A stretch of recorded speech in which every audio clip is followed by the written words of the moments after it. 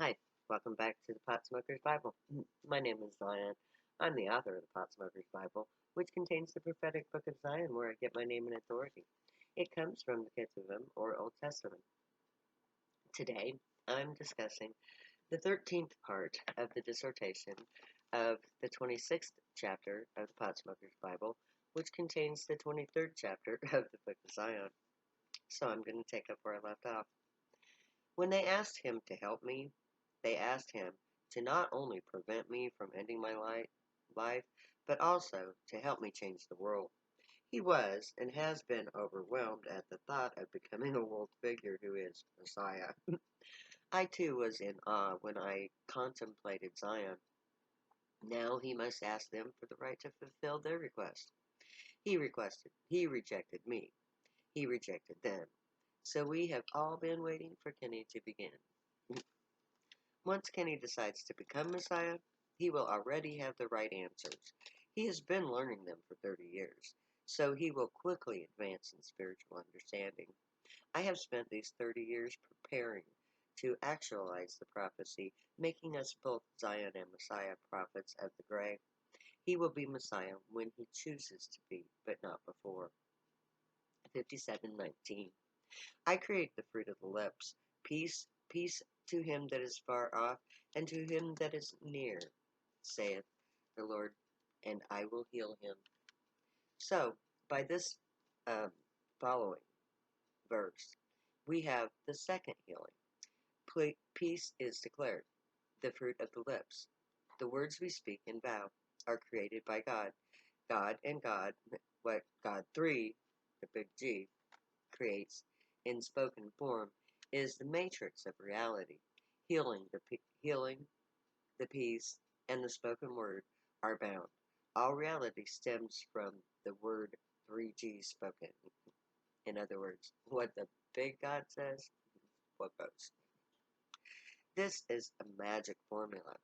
We speak with our lips. This defines um, it as vocal speech, as opposed to telepathic speech. Vows are spells. We invoke the three powers of God: the physical lips, the intent of the emotion, and the god and goddess, or the um, and the finality of the thought form.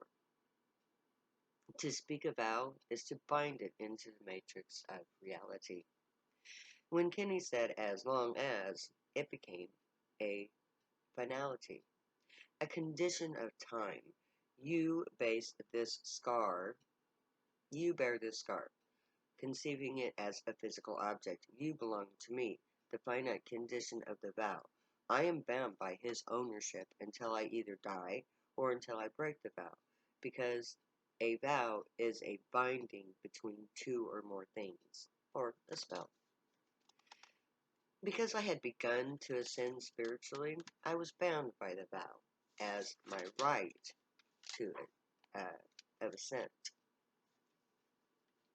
He was the anchor of my vow. I had cast a spell of my own. My lips spoke these words: God, if you will heal me and find me someone who I can truly love, I will dedicate my life to helping you end the pain and suffering of others. Kenny was the one chosen for me to love. God named the part for the named that part of the bargain. So either Kenny keeps his vow and therefore keeps God's part of his bargain with me, or he has to listen to me endlessly bitch about it. Because unless I give up on my vow, I have to honor his vow, which is God three's vow to me, spoken by Kenny's own choice, when God 3 had proven his existence to me, i.e., at the time of my vow. He made his vow within a month of mine, made, which makes his vow God three's reply. It's confirmed my vow's acceptance by God 3, which is all the powers that be. So in this verse, God 3 is telling everyone, those who are near and those who are far off, that all vows spoken are created by this three-dimensional God. So vows must be treated as sacred. Not all spoken words are sacred. But when a person makes a promise, it is sacred. Trust is sacred because without trust, there can be no just society. Say anything you want, but to make a promise and to take a vow, it must be holy and sacred, a line that can never be crossed. This is the underlying fatal flaw of this society. The sacred trust has been broken. The priest lies to his congregation. A, a pious man who rapes little children and lines his pockets with wealth. The policeman lines his pockets with corporate cash and makes his desktop a graveyard. Oops. Uh, the politician lines his pockets with corporate cash and takes his makes his desktop a grave for only for any just law. The police line their pockets with drug dealers' profits. Trust is broken, replaced by greed. When I see a priest, I wonder if the kids are safe. When I see a politician, I see a lying, greedy bastard. And when I see a cop, I see a thief.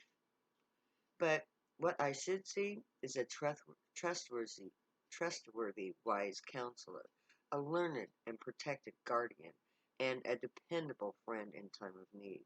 Perhaps I am prejudiced in my views, but do you see these three people as worthy of trust? My point is that we can't truly trust the institutions of this society. The three most casual social functions are spiritual, physical, and social. Our priests, our protectors, and our lawgivers. If we want trust, these three ruling bodies, we have no viable society. There is no trust. That is why our society is so fragmented and violent. We as individuals feel we are imperiled by the very people who are paid to protect us. We are in more peril because of these three groups of people. We do not fully trust them. We follow our chosen religious leaders.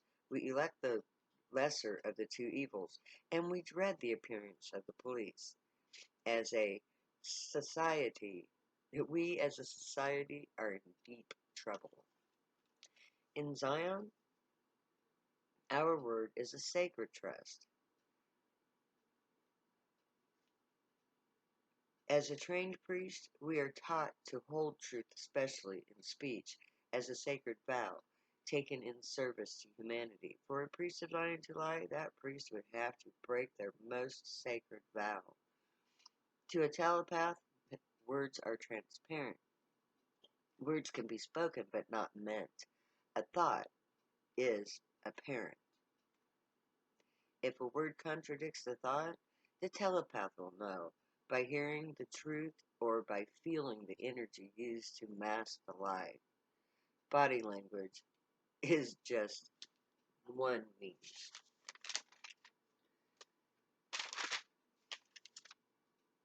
to have to know a lie. So to lie to a telepath is to confess to guilt. Telepaths make lies a fool's game. What is lost before it's lost, even before it begins. When truth becomes reliable again, peace will be easy. If we know we can trust the people we have to deal with, then we can work with them, not against them. Then compromise becomes possible. Without trust, there can only be forceful compliance or violent resolution. No trust, no peace. Peace can be achieved. We can unify our concept of God. We can follow the example of the Grey in their ancient form of government. We can recreate our police force into a police force that is used to resolve conflict, not to punish lawbreakers. By learning, uh, by learning to trust again, we can achieve peace. The last sentence in this verse needs to be noted. God 3 is talking about Him as of in all of Him that is near and far, as well as perhaps my beloved Kenny. So the Gray plan on healing all of us, that is meant, um, what is meant by him. We will be healed, not just Kenny, not just men, but we will all be healed together. The Gray use their spiritual energy to maintain their health. This energy is used to heal us too. I enjoy good health partly because the Gray send me energy when I'm sick or injured. They heal us all. So those, or at least those who can think and hear. I have been taught to use this energy. There are known healers here on earth, but most people don't believe in it, so it doesn't help them. I always tell these, um, I can always tell those. I see who needs healing, the use of my abilities, and those who choose to accept my help are healed. Soon, we will all benefit from this natural form of healing our bodies, as opposed to harmful drugs. In Zion, the medical guild will be run by a healing guild, as a healing guild. We will use Reiki, as humans know of it, as the primary technique. Our modern physical medical practices will be adjusted to fit into this natural form of healing, secondary to healing by energy. We will use herbal medicine and nutrition to maintain health. We will adjust our medicine to conform. Drugs are for a last resort in medicine, not a first go to. Our healing guild will be just that, an institute of healing, not of medicine. No drug dealers there. Jeremiah 11:15 and 16. Zion 23:42 and 43. What hath my beloved to do in mine house, seeing that she hath wrought lewdness with many, and the holy flesh is passed from thee, when thou dost evil, thou rejoicest? There is a difference between a victim and a whore. Both may be having the same amount of sex, but the whore enjoys it. The victim is raped. Yes, I was a victim of many rapes, but I was never a whore. Kenny may see me as a whore, but ask him or anyone this question. Is a 2 or 3 year old child a victim or a whore? That is your answer about the many lewdnesses wrought. Kenny may want nothing to do with me because I was a whore, having been raped by so many. But in my entire lifetime, Mr. Baldwin, let it be known, only once have I ever truly, without regret, remorse, fear, or guilt, given myself sexually to anyone, and that one man was you. I have only consented once with one man. That man was you, Mr. Baldwin. So I may be a victim of many rapes, but I am not, nor have I ever been a whore. Because it wasn't Kenny's rejection that made me want to end my life. It was all the fucking rapes. To this day, I can't have sex without rape. I feel violated by every touch. I wanted to die because I was a victim of multiple rapes by multiple incest, all of which had happened prior to Kenny's arrival on the scene. Rape killed me more than Kenny, more than Kenny's betrayal even. His rejection just made my life so impossible that death was preferable, easier, more merciful. But I had vowed to serve God, so I wasn't allowed to die. I had to trust in God and suffer through my life, always working towards Zion, always waiting for Kenny to give a shit, which he which he never seems to do. Thankfully, I am far beyond the point of wanting to die for real. I love my life. Thank you, Kenny, for making me live. And with that, I'm going to end today. So may the Gray watch over you, guide you, protect you, keep you from all harm.